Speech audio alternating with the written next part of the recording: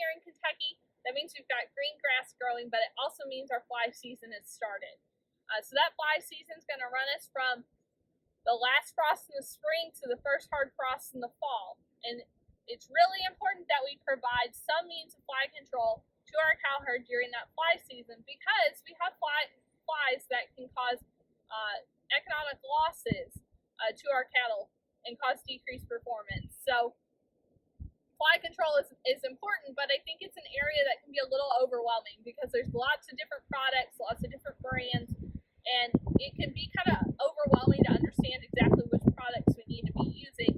And so I wanted to talk a little bit about some of the different types of products that are out there, what they're actually doing, and how to effectively use them to help maybe provide a little clarification to the fly control program.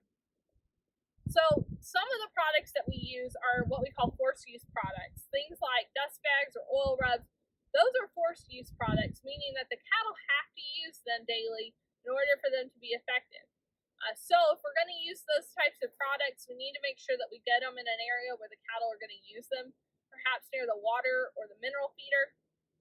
Another type of product that really relies on the cattle to use it properly is anything that we put in the mineral.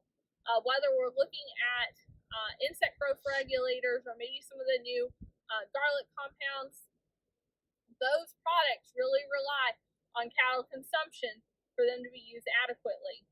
When we think about insect growth regulators as well, they should not be the sole source of fly control, because remember, they are only controlling the population of new fly growth. They are not controlling that adult population. Another question we get a lot is talking about some of the newer garlic containing products. And the biggest thing on those is that the research right now is a little bit inconsistent in terms of fly control and improved performance from using those products. And again, I think it's coming down to inconsistent intake of those products. So they could be a part of a multifaceted approach to fly control. But again, all these types of products that really rely on the cattle can sometimes not be as effective as we think they should be. And a lot of times that's just coming down to the cattle not using them as directed, because of course they don't always follow our protocols for us. Another popular option is insecticide ear tags.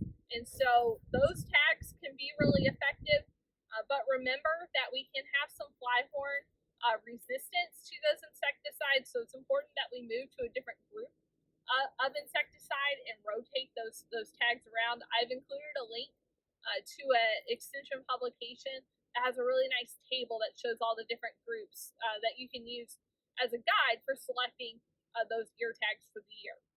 Also remember that those ear tags will not last for the entire fly control season, so it's important that we have a secondary method of fly control to get us through the rest of the fly season.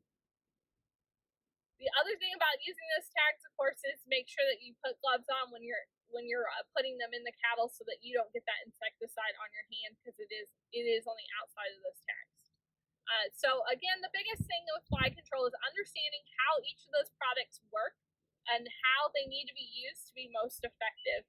And again, looking at all your options to make sure that you get a full season's worth of fly control out of the products that you've selected. Of course, if you have any additional questions about fly control, please reach out to your local county extension agent, and we'll catch you next time on Beef Minutes. Thank you.